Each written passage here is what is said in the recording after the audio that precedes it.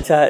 شجاع الدین شیخ صاحب، سب سے پہلے تو آپ ہمیں اپنا تعارف کروائیں، اپنی ابتدائی زندگی کے بارے میں کچھ بتائیں۔ محترم ڈاکٹر اسرار احمد صاحب رحمۃ اللہ علیہ، ان کو بھی سننے کا اتفاق رہا اور بھی دیگر اہل علم کو، اور پھر کچھ ذہن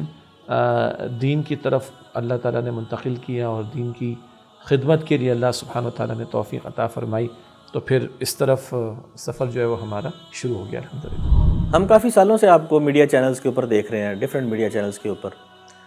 تو ابھی تو ماشاءاللہ جب سے میں آپ کو دیکھ رہا ہوں، آپ کے تو بال بھی سفید نہیں تھے،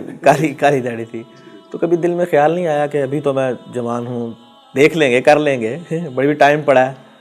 بس یہ کہ اللہ تعالیٰ نے ایک بات سجھا دی اپنے فضل و کرم سے کہ یہ بات تو اپنی جگہ بجا ہے کہ زندگی کی کچھ بہاریں شاید ابھی باقی ہوں، تو عرض کرنے کا مطلب یہ ہے کہ اگر وہ کلیئرٹی ہے کہ اس کا ریوارڈ اتنا عظیم ہے جس کا ہم تصور نہیں کر سکتے، یہ انبیاء والا کام ہے۔ ایک اللہ سبحانہ و تعالیٰ نے توفیق عطا فرمائی کہ مختلف میڈیا چینلز پر بات کرنے کا موقع ملتا ہے، اس میں بھی ہم نے کوشش کی کہ آج کی زبان میں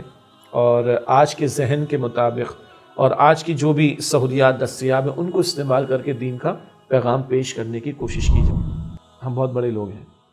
اور بڑے اس وجہ سے ہیں کہ ہمیں ایک بہت بڑی امت میں اللہ سبحانہ و تعالیٰ نے پیدا کیا، اور یہ امت امام الانبیاء خاتم الانبیاء صلی اللہ علیہ وسلم کی امت ہے، تو بڑی امت ہے تو ہمیں بڑا سوچنا چاہیے۔